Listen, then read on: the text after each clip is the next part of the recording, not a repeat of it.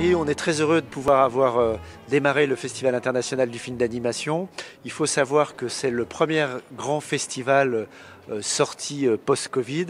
Et donc pour nous, c'était un enjeu de pouvoir réunir la communauté de l'animation à Annecy et les amoureux du cinéma. Je suis venu d'abord parce que j'ai déjà fait le Festival d'Annecy et c'est un événement que j'adore. Et je sais que je ne suis pas déçu en général par ce qui s'y passe.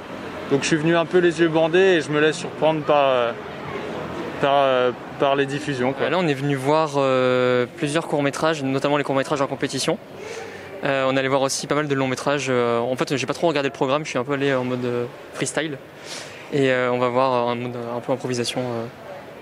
On va voir sur le moment qu'est-ce que je vais regarder, qu'est-ce que je vais pas regarder. On est toutes les deux bénévoles.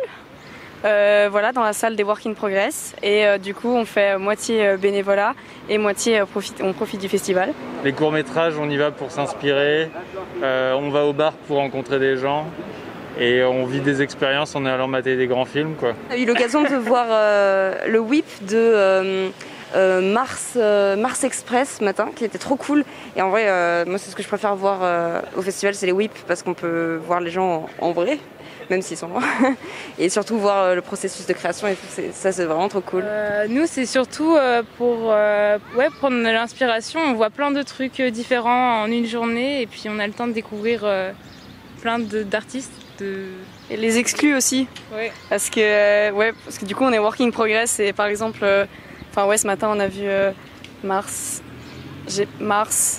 Express. Et du coup c'est un peu des exclus de trucs qui vont sortir et pareil court-métrage aussi pas mal parce que c'est pas forcément des choses qu'on trouve il faut chercher pour trouver ces courts-métrages et donc ça c'est l'occasion, voilà.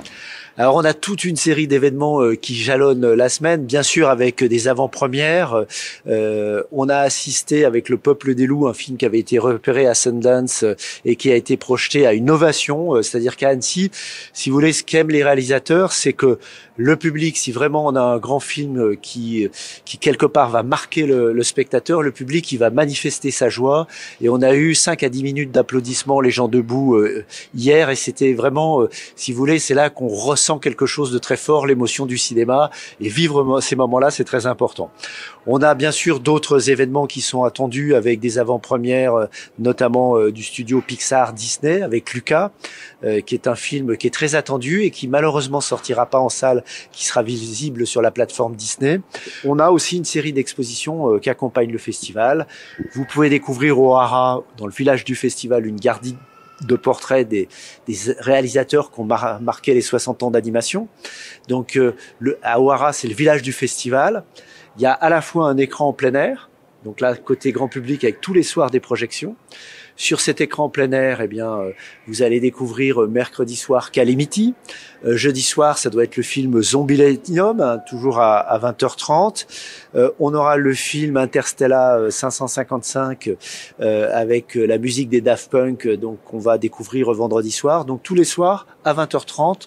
Un long métrage et puis un premier programme à 18h30 où on vous montre soit des programmes de court métrage qu'on a sélectionnés, qui ont eu des prix Annecy, soit des séries télévisées qui ont eu un succès. Donc 2 séries de programmes sur cet écran en plein air, 18h30 et 20h30. Et puis dans ce village, vous pouvez vous rafraîchir, vous pouvez rencontrer des réalisateurs et puis vous allez aussi découvrir le cinéma en réalité virtuelle. On a créé ce qu'on appelle la Explore Zone. Et donc c'est vous rentrez dans le manège du Hara et vous allez pouvoir avec des casques en réalité virtuelle découvrir la sélection qu'on a faite cette année et donc vivre une véritable expérience de cinéma d'animation, de réalité virtuelle qui se rapproche finalement des mondes immersifs du jeu vidéo. Et donc là on a plusieurs stations qui permettent au public de venir et de découvrir ces films qu'on a sélectionnés en réalité virtuelle. C'est la première fois que je viens à Annecy et les salles de cinéma où tout le monde applaudit, tout le monde...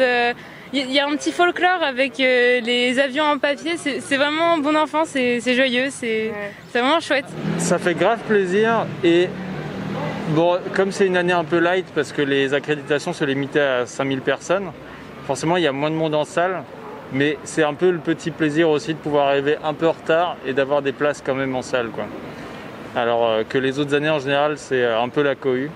Cette année, c'est un peu un festival tranquille. C'est incroyable, ça fait vraiment plaisir. Il y a moins de monde, ça se sent, mais par contre, il n'y a pas moins d'ambiance et ça, c'est vraiment trop cool. On sent que malgré tout, il y a du bruit dans les salles et tout. Et il y a moins de queue, donc c'est pas si désagréable. Ah, l'ADN de ce festival, moi je dirais que déjà c'est 60 ans d'histoire. C'est à l'origine le court-métrage, c'est-à-dire la création. Vous savez, même les plus grands studios américains, ils viennent ici et ils se partagent les équipes pour aller voir les programmes de court-métrage, pour aller voir pour aller repérer les talents. Donc l'ADN de ce festival, c'est de découvrir toutes les créations du monde entier et d'aller rechercher les nouveaux talents pour demain. Et donc Annecy est un lieu où on découvre les talents de demain.